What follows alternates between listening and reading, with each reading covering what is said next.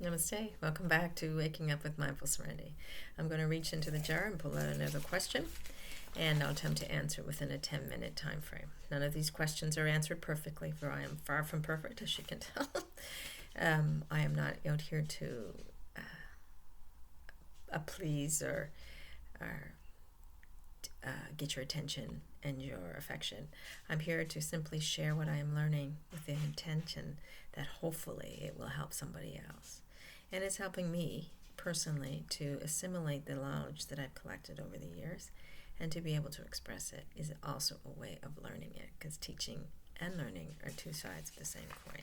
Shall I read the question now after that ramble? Explain the difference between the dark night of the soul and depression. Explain the difference between the dark night of the soul and depression. That's a really good question, and it's a question I've actually been asking myself lately too. What is the difference? And am I depressed, or am I going through the dark night of the soul? And I know clearly most times I get the answer that I'm going through the dark night of the soul, but there's still times when I question depression, because we have to be cautious with depression. Depression can be treated. Depression is something that doesn't necessarily go away when our existential questions are answered.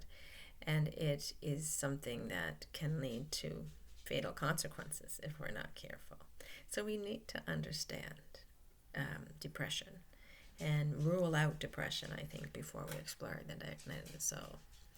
And depression tends to be, I think it was William James that first explained the difference here, I'm not sure.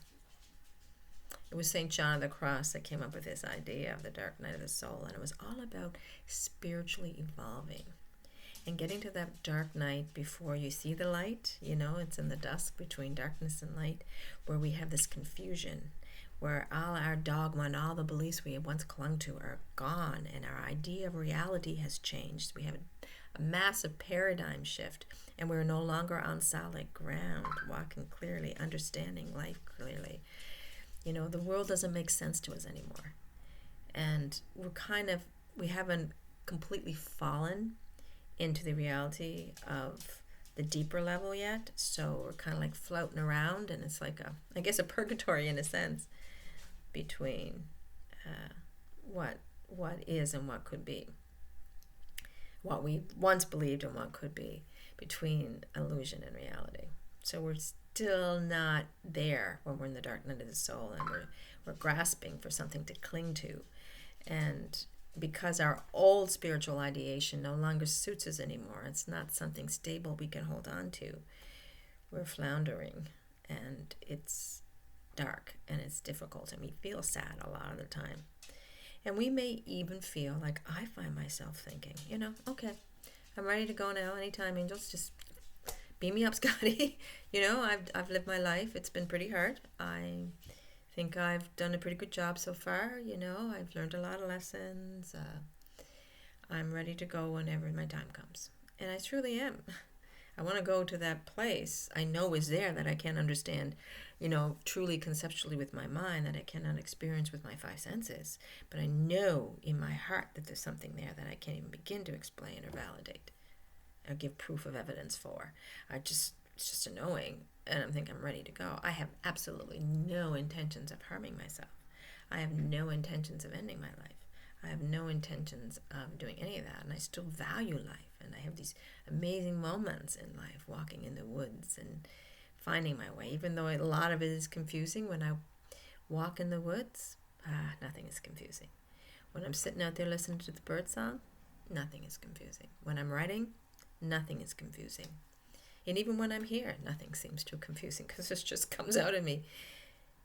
It's just in those other moments where I'm comparing myself to other humans on the planet, and I see how they really like going to work, and they make it a point to go to work, and here I am sitting, I'd rather write, and I'd rather do this. I'm just not like other humans anymore, and I don't know who I am or what I want. I don't know what direction to go in.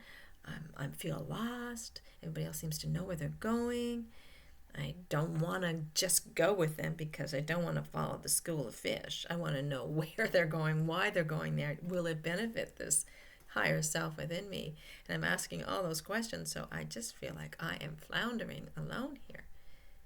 and it is dark, but that doesn't mean that I want to end it. I'm ready to whenever my time comes. I truly feel like I am, and I'm not afraid. And part of me is even, oh, that'd be great, to some degree.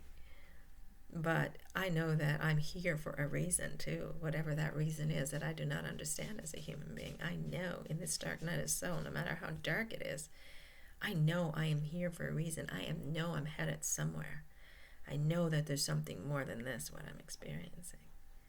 And I know I have a purpose of finding it and exploring it and observing it and recording it in some way.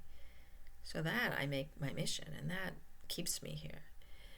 So it's not like, though I feel like I'm without worldly purpose sometimes, without, when a little job falls through, something like that gave me hope for worldly purpose. And then I back down here wondering, okay, what do I do for my worldly purpose, for, my purpose as an average human being on this earth? What do I do? But see, I just know that I'm not like that anymore, that I'm looking for something even deeper than that. And it's so confusing. But still, I know I have a purpose, so I am not intent on ending my life. I am ready to suffer. I am ready to experience the good and the bad, the good, bad, and the ugly. I'm ready to explore it all and experience it all. Doesn't mean I like it. Doesn't mean it's comfortable. Doesn't mean I'd rather be somewhere else other than this great deal of my time. But I'm willing to openly experience it. And that, I know, is the dark night of the soul. In depression, we have a severe lack of interest in the things that once brought us interest. It's not brought on by existential questions or confusion.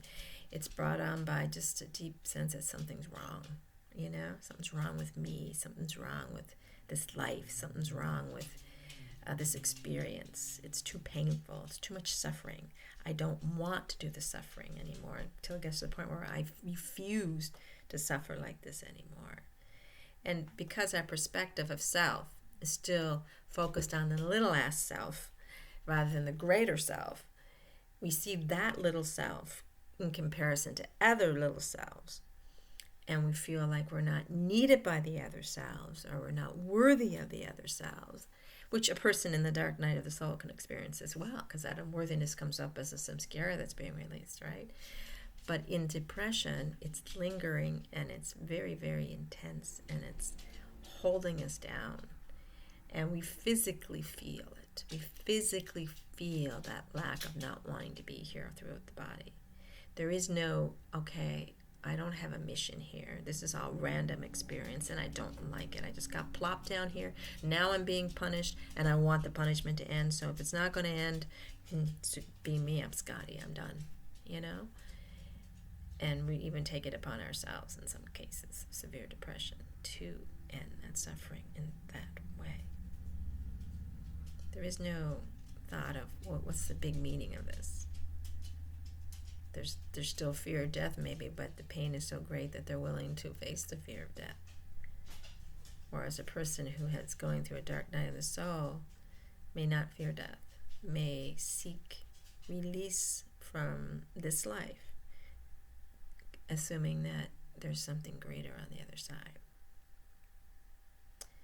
That being said, like I said, we have to be very, very cautious, because the two can intertwine. I know, I'm sure I've got some depression going on. I'm a retired woman, got these issues going on with my family and my life, and, there's been past trauma coming up and things like that. So there is a certain degree of depression. I wouldn't say I was clinically depressed, but I'm definitely have that depression there. It's part of this dark night of the soul for me.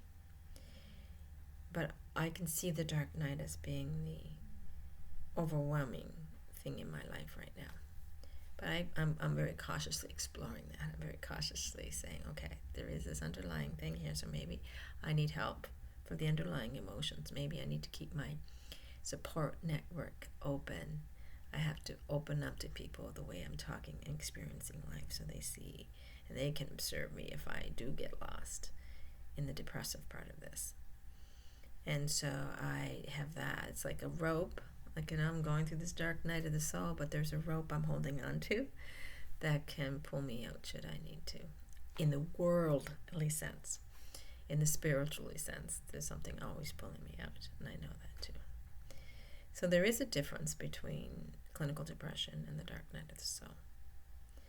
And we have to be cautious that of depression. So, and knowing full well that they can go, like they can be a core, I don't want to say morbid, comorbid, because I don't think dark night of the soul is morbid, but they can go be codependent. They can go along at the same time, and we need to be aware of the depressive part of this. The dark night of the soul will take care of itself. I firmly believe that. The depression is something we may need worldly help for. Yeah. So just be cautious. Yeah, there is a difference. Sometimes they go together, and just be cautious. Don't ever assume that your dark night of the soul is just that, because sometimes people are depressed and they're convincing themselves it's the dark night of the soul too. So know the difference. Are you still able to enjoy life? Are you still able to commit to this life that you have? Are you willing to face the suffering that you're experiencing, knowing that it's going to take you to a higher place? Or is there a sense of futility and helplessness and hopelessness, and a desire to end the suffering just for the sheer sake of ending the suffering, not seeing the benefit in it? If you still see benefit in your suffering, then there's a good chance it's the dark night of the soul. Anyway, I rambled. Thank you so much for joining me. What a great question. Thank you. Namaste.